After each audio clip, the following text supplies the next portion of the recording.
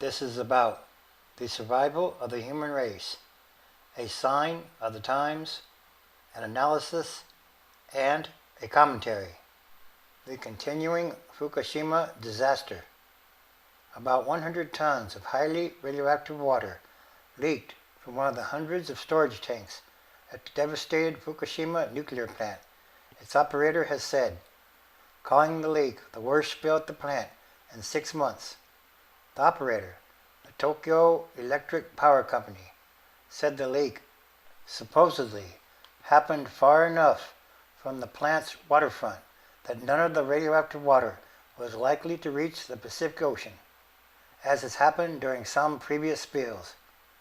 Still, the leak was an uncomfortable reminder of the many mishaps that have plagued the containment and cleanup efforts at the plant, as well as the hundreds of tons of contaminated groundwater that still flow unchecked into the Pacific every day. The company, known as TEPCO, said it had traced the latest leak to a pair of valves that were left open by mistake. The leaked water was among the most severely contaminated that TEPCO has reported in the aftermath of the March 2011 disaster at the Fukushima Daiichi plant, when damage caused by an earthquake and a tsunami led to meltdowns in 3 of the plant's reactors.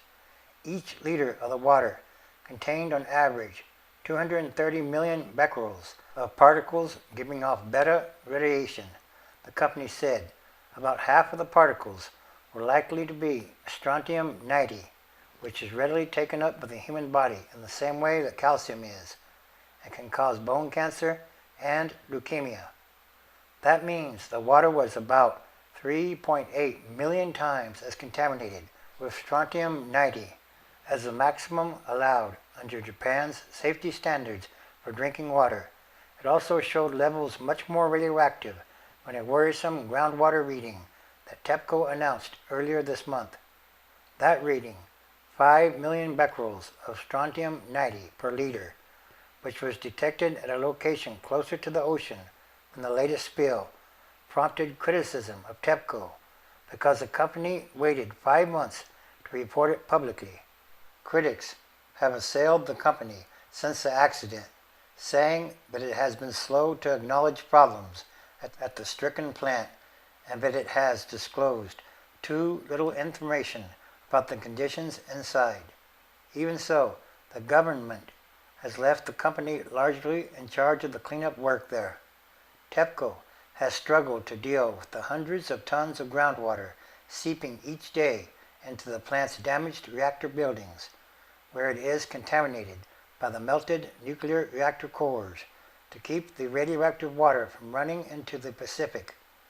The company must pump it out of the reactor buildings and store it in rows of huge tanks it has erected on the plant's grounds. So far, TEPCO said, about 340,000 tons of water have accumulated in the tanks, enough to fill more than 135 Olympic-sized swimming pools.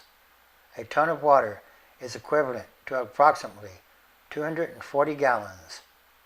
In other words, the Fukushima Daiichi nuclear catastrophe is an unfolding, continuing, long-term disaster. It is also another physical manifestation of the Book of Revelation. And all these are more signs of the end of times as we know them, transition days, which is a time of extraordinary happenings, changes, and events, because it's about what kind of world are we leaving to the future generations. And again, that should be a very important question to ask. Revelation, chapter 8, verse 10. And the third angel sounded, and there fell a great star from heaven, burning as it were a lamp, and it fell upon the third part of the rivers, and upon the fountains of waters. 11. And the name of the star is called Wormwood, and the third part of the waters became wormwood, and many humans died of the waters, because they were made bitter. Revelation chapter 16, verse 4.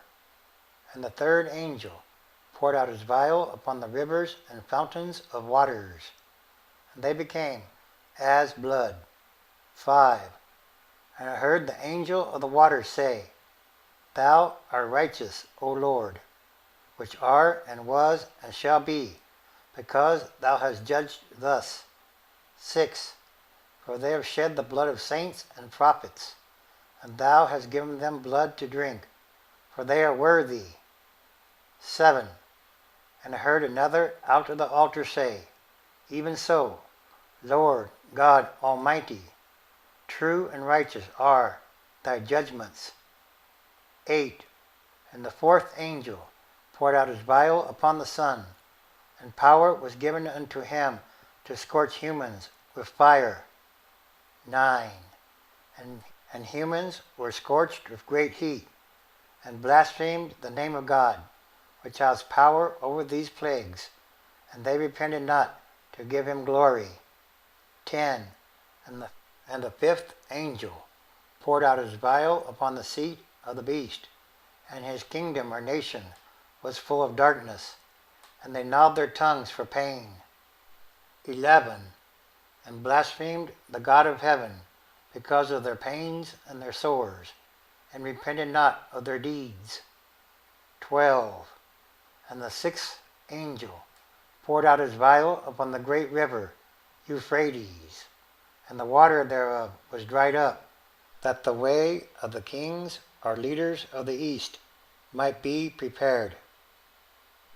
Yes, it's time for the spiritual and physical manifestation of the book of Revelation, and all these are more signs.